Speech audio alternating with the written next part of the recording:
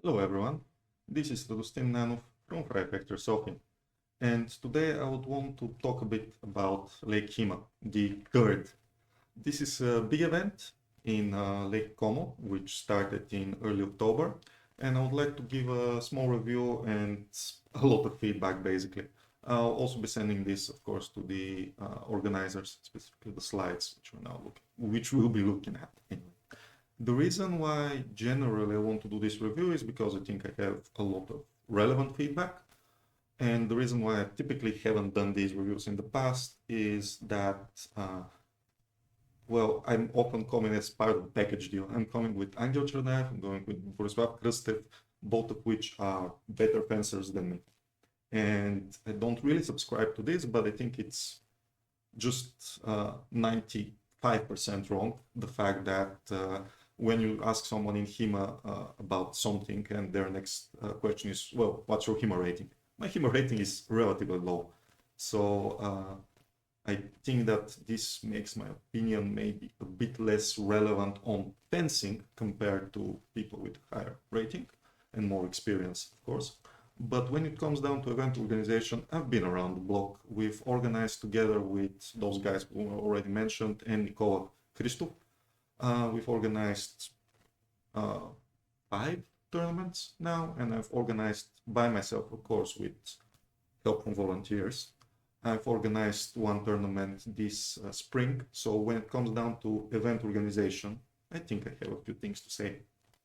So without further ado, let's talk a bit about Lake HEMA. Okay, here's the lovely logo. Those are the dates. So I'm recording this about 10 days later when things are fresh, but not forgotten yet. And it was a very big event, part of the CSEN, Centro Sportivo Educativo Nazionale, rank of tournaments, which is specific competition, series of competitions in Italy, and there's a circuit of, I don't know, 7, 8 of them. So it was the first for the 2025-2026 season. Okay, let's talk about the good things first. And I really like the event. I'm going to be mostly talking criticism later on, but that's just because I think that there's a bit more to talk about things which you think should be improved and things that can be improved. And if it's already great, then you can comment on it, tell that it's great, and maybe explain why it's great. But there isn't that much to talk about things which are already good. Great fencing, happy fencers. Even for someone who is not as social and kind of introverted, it was. I met a lot of amazing people. I had a lot of very good matches, and I think that fencing was quite high level, and everyone liked the event, which is the most important thing. So basically, nothing else here. Imagine that there's nothing else, everything is empty, and I have 10 times more negative things to say than I will say later on. This is still enough. If you have great fencing, if you have happy fencers, that's enough to have a good event. Okay. The next big thing is that there was an awesome effort to make this more accessible for foreigners. So for those of you who don't know, in Italy, in order to compete, you have to have a medical certification, which is valid for 1 year. And if you're a foreigner, you need to take this certification within Italy. Some tournaments do it a bit different. You can take the certification elsewhere in the EU, but this CSEN series of tournaments, this CSEN circuit, does it only with certification in Italy. What the organizers did, knowing that this is a problem, they made a great effort and they organized medical checkups for us. And this was included in the price as well. So it was priced in, which meant that they could get a lot more foreigners. And I'm highly recommending this, and I very much appreciated it, because without that, there's no way I would have competed. Well, I guess if I really was keen on it, maybe. But when you add in planning for planes, so travel, staying there, And then you also have to make a doctor's appointment, and the doctor may not even speak English. I had that case actually. It's almost impossible. So I think that was great, amazing. Thank you, organizers. Thank you. Now let's move on to other things. Consistent judging. So there the whole local club, as far as understood, and a few other helpers, they were all judging, which means that they train together. Judging is consistent. So even if you have some disagreement, hey, that's a bit of a tight double window, that was an after, not a double, that's a double, not an after, that was not good enough quality, you would expect that people would generally give the same calls if they see the same thing. Okay? Things were kept on time. There's a caveat to that. I'll discuss it in my very first bad point. The venue was great. It was big, it was new, it was clean. They had a restaurant, small cafe attached to the restaurant. The village itself, it was in Villa Guardia. It was really good. There was medical break when the medic was unavailable, which is the first time we have seen this. Maybe it happens elsewhere, but when the medic is checking someone, nobody else fights, which is a great idea actually. I highly support this because it means that if you have an injury at the same time when the medic is checking someone, you know, you would usually have a problem. Not here though. They did that very well. There were tips on the swords. Great, great for safety.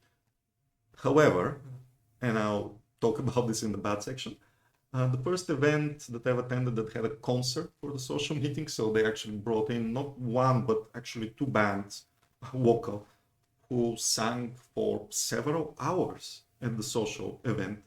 We typically don't even do a social event at Soccer Cross Swords and Soccer Longsword Open because we are extremely late usually because we run many fights. I'm going to actually talk a bit about this later on. The event had vendor stalls, which is great. You know, very often you want to check something new and you can't because you know, somebody has to buy the gear from your club or you need to look at it at the tournament.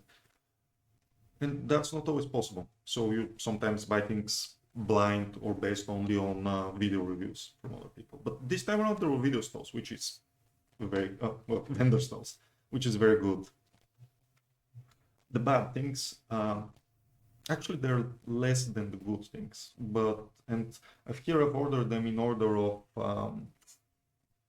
how objective they are. Things towards the bottom, they are probably personal issues that only I have or very subjective. Things toward the top are things which I've heard from other people as well and which I think are objective.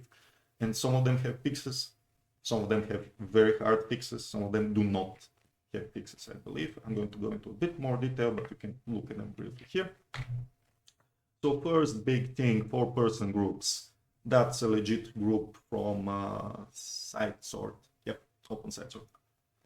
It's only 4 people. There were 16 groups for longsword and 20 groups for sidesword, I think, something like that.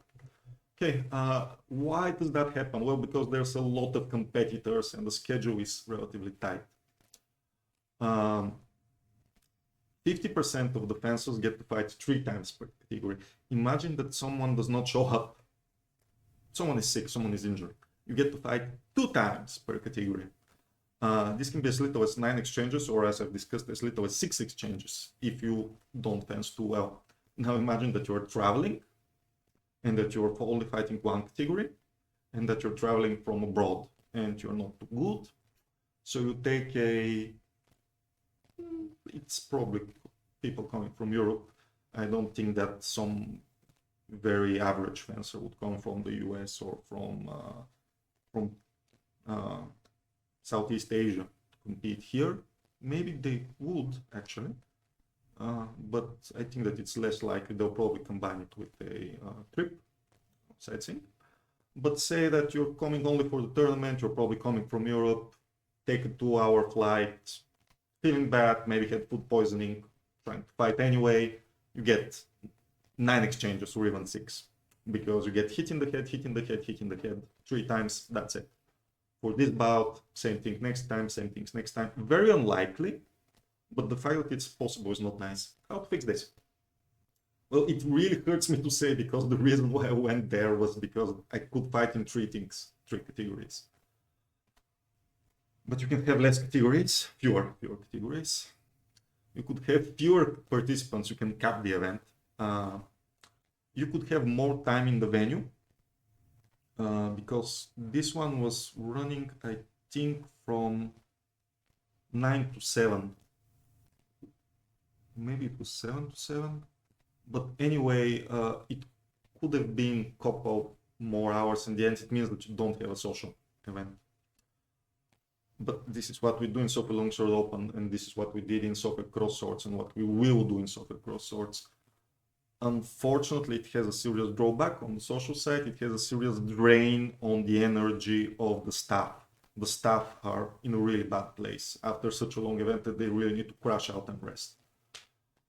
But yeah, that's one of the options. Or you can have a larger venue. This one was very large, actually, by HEMA standards. It had 6 rings, which is a lot. Usually it's 4, which is good, but maybe in order to give more fights, have an even larger venue, but that means more staff, so advantages and disadvantages. But I think that this is probably the biggest issue, and I think that this is very hard to fix, but sort of possible. Okay. No flex requirements. Why? Those are the rules. There were no flex requirements for the other weapons either. We had a person, not here, not on this event, but this year we had a person with a pierced bicep in Poland, in rapier, which are flexible weapons to begin with. Fortunately, they were tipped at this event, but still, why not have flex requirements on purpose? I know in reality there are 2 reasons. First, you may have a lot of people with steel blades. Okay, and the second one is that you need extra time and or extra people to check weapons. I think neither of these are a good reason. Just add the requirements. I'll discuss in the next slides pretty much why steel blades shouldn't be allowed. You know, purchase bicep and all that, and why needing extra time to check weapons isn't that much of an issue. You can work around it. Okay, just add that. There's no reason not to that I see. It's just a benefit. Having more flexible weapons is less punishing to your opponents, less dangerous, less punishing to you as well. If you get, I would rather get trust with a flexible weapon than get trust with a non-flexible one. Fortunately, there were no problems with that, especially given that the weapons were tipped. That's very important. That's one of the good sides. But why risk it? Lackluster gear check. That's not from this tournament. That's from another thing. Fortunately, again, well, I mean, my sidesword was checked for weight, but I came in at a time when no one was checking their weapons, because I was on the day when I had sidesword. I only had the afternoon event, so I came in late, around noon, to get checked. When there was a push with many people, weapons were only checked for size. When we were checking longswords in the morning, when we were checking rapiers in the morning as well, I think that due to time, the gear check desk was just checking, okay, is this too large? No? Okay, next. Masks were not checked beyond fear rating. And fear rating was just, okay, someone checks, okay, that's good, that's not good. No one checked for dents. And that's from 5 days ago, I think. Not my mask, which was shared on the internet within the HEMA groups. That's a pierced mask on a very obvious dent. I think that no one would have gone on tournament with this sort of dent. Still, it's nice to have just check it, because oftentimes you think to yourself, oh no, my gear is good enough. But is it?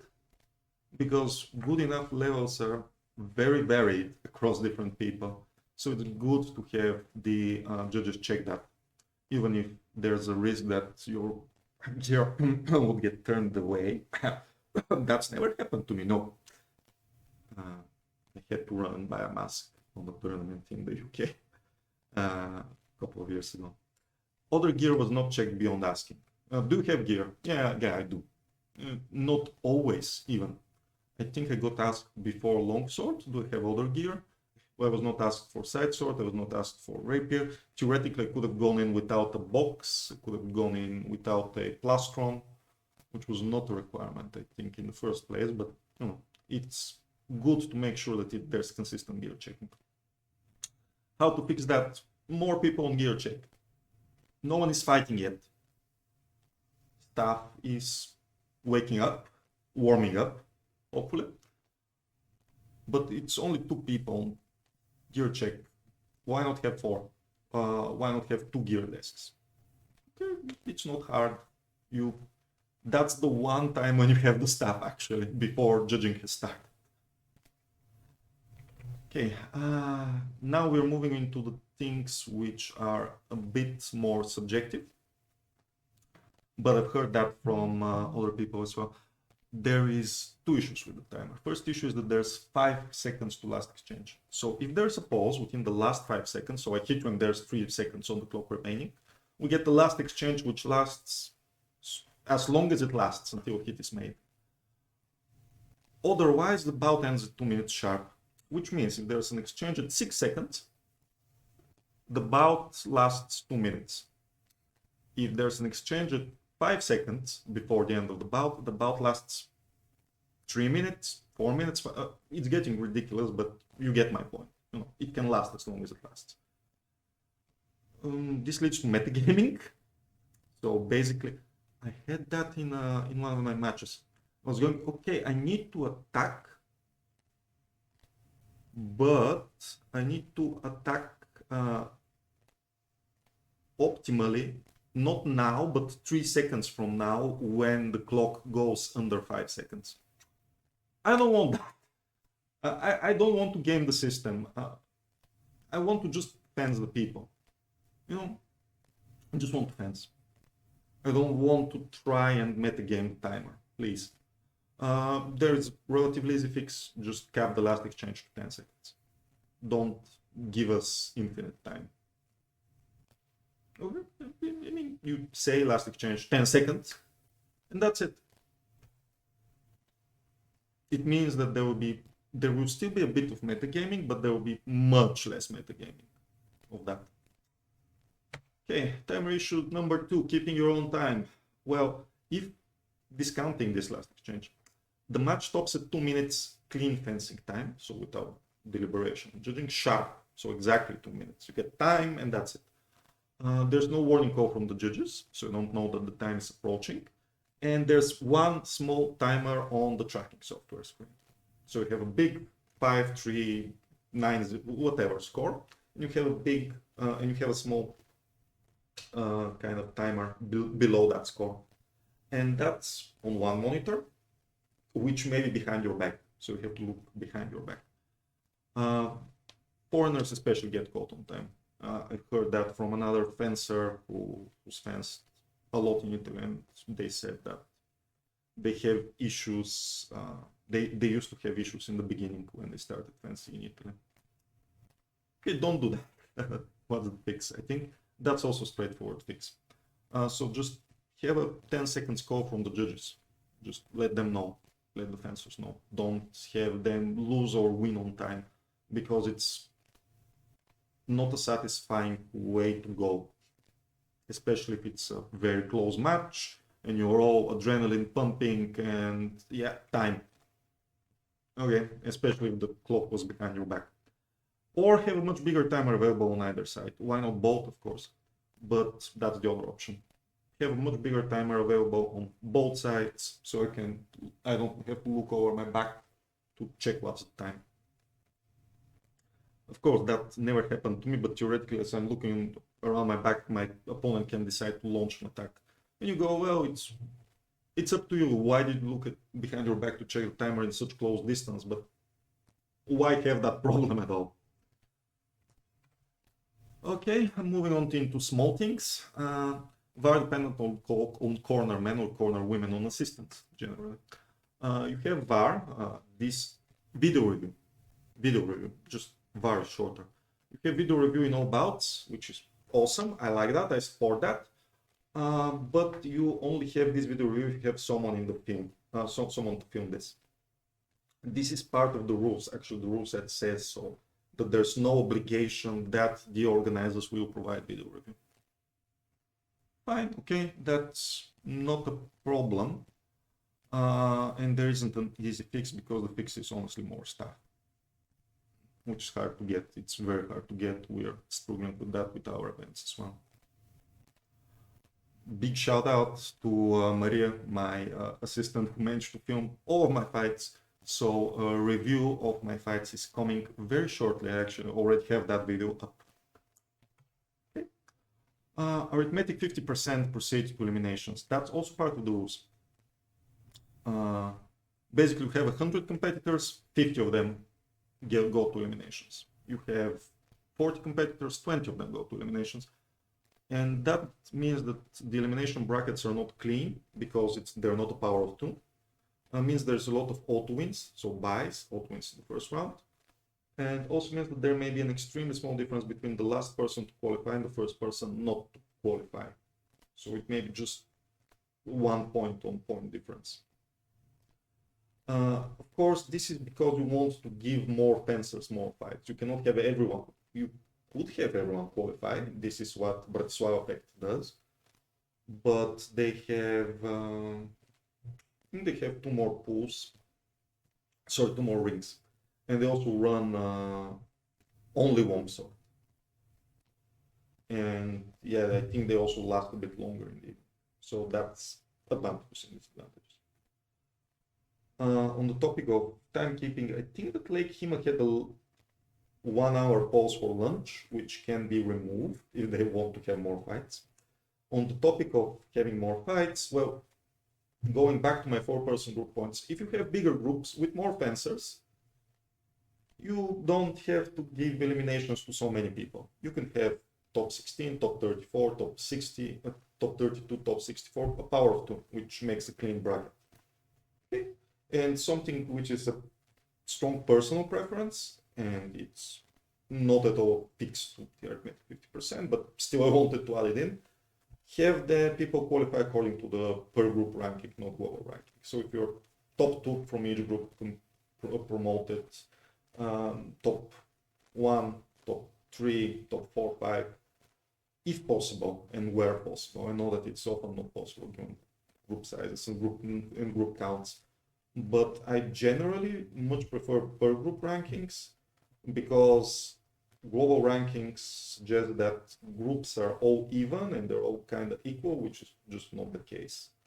You may have a very hard group and end up second, and someone may have a very easy group and end up second, and they knock you out because their group was easier and they had a bigger point difference.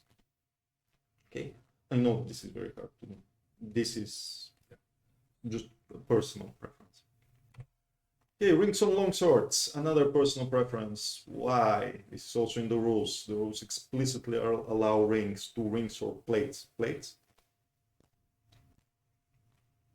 Yeah. I didn't fight against anyone on longsword, so that's not an impact on my performance at all, but I saw, I think, 1 or 2 people with longswords with rings. What does that add? Okay. Are there any techniques which go, yeah, and then you do something specific with the ring? No, not that I know of. It's possible. I don't know all the fencing manuals. It's a typical. Most tournaments don't allow rings. By now, most makers don't even make weapons with rings, longswords with rings. Okay. Equal weapons mean that there's greater display of swordsmanship rather than gear advantages. I don't think I have to argue much about that. It's not a big problem, so it's coming low in the list, and it's kind of subjective, so it's low in the list of bad things. Still, it's a very easy fix, just don't allow these. I don't think it would ever be a big difference. Most of the top fencers sort of don't use rings on longswords because it's accidentally it slows down the blade a bit because it's extra wet. Okay. Double loss rule, that's a personal thing. I don't think that most people would have a problem with that, but if I'm adding it, go to the pile as well. 3 doubles means technical loss for both parties. Side effect of that, and I've seen this in other tournaments as well, that judges are hesitant to call doubles and would rather call after blow. Both sides start, one side lands earlier, after blow. No, not even according to your rules, no. But I know why it's being done, because a double loss is a really unsatisfying ending. I haven't seen this reduce doubles. There's no structural review of this. But anecdotally, I've checked year-on-year statistics on HEMA scorecard for swordplay, and I think that when they started removing and increasing the double loss cap, actually the number of doubles didn't change significantly. So I haven't seen this reduced doubles. Again, anecdotally, there may be a good call for statistical structural review. Hey, Sean Franklin, you're probably not listening to this, but you know, you're the statistics guy, so to speak. It's less of an issue given that the point cap is low. Here the point cap was 8, which means 3 clean exchanges, and you're going to see more about this in my performance review, which is going to be released in a couple of days. How to fix this? Well, it's sort of not possible. If you want to reduce double judgments, go for right of way. You can combine right of way with after blow. So you can have right of way for doubles and full after blow for after blows. Makes things more hard actually, but you could have that. What does right of way mean? Well, if I have the right of way and we double, it's not a double. I had the right of way, it was your priority to parry me, I get points. If you want to reduce doubles, and not judgments of doubles, just doubles, no change in the rules would really work. People double. They have to, it's change in the mindset, a change in training. Changes in the rules, no, it just doesn't work to reduce doubles. I've seen different rule sets, I've seen right of way rule sets, I've seen after blow rule sets. I've not seen a case where doubles are significantly different. There are differences, but I've not seen a significant difference across all different cases. So not always after blow tournaments are better, not always right of way tournaments are better, which to me suggests that it's not up to the rules. Again, I've not done structured statistical analysis. Okay. Exposing back of the head, very anecdotal. I delayed after blow twice to avoid hitting back of the head, and there were no warnings or yellow cards in either case. Your software, HEMA does not allow me to go back and check the number of yellow cards awarded, or red cards, of course, which maybe the organizers have access to that, but on HEMA scorecard I know for a fact that it's very easy to check. So just give more cards. Be more proactive with carding. That's something which I always say when I'm working with my judges, and I always try to do myself, just card more. Okay. For exposing back of the head, it's very rare that someone would go argue, no, I didn't. Sometimes people do, but it's relatively rare. And yeah, it's for their safety, and it also affects the match. Okay. Again, very minor. Where am I fighting? It's almost no words talking about that. The PA was poor. There were 6 rings in 2 holes. When one group ends, another group starts immediately. So instead of focusing on warming up, you're a bit focusing on, okay, where do I go? This is probably only an issue if you are a foreigner and you only have your assistant or your corner man, corner woman. Maybe you don't even have that, and you are a bit worried about, will you get called on time? Will they find you because no one knows you, really? But that's really personal, and it gets an easy fix with a better PA system.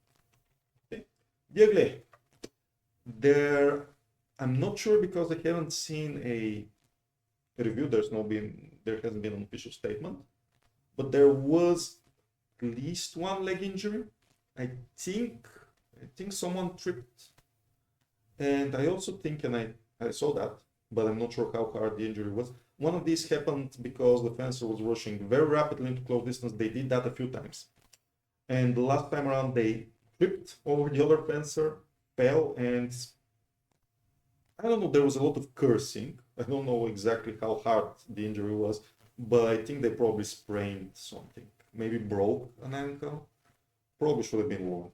That's not a yellow card, because strictly speaking, that's not an offense in the rules, but it's dangerous.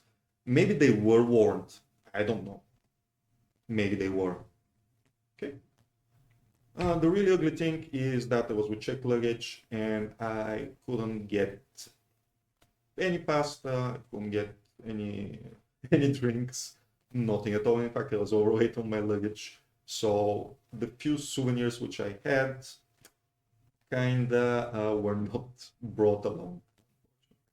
Well, next time around I'll buy more luggage with my flight. Okay, this has been it. I would really like to repeat that the tournament was great, and I spent 20 minutes talking about what was bad in it. That's because I want to see the next tournament better. It's not because the tournament was bad. The tournament was actually good. The only reason why I'm giving criticism is because I want to see better events in HEMA. And I've tried to keep my criticism objective. That's why I tried to talk about my personal pet peeves towards the bottom. And yeah, I would really like to come again next year. But of course, time permitting. Let's see how that goes.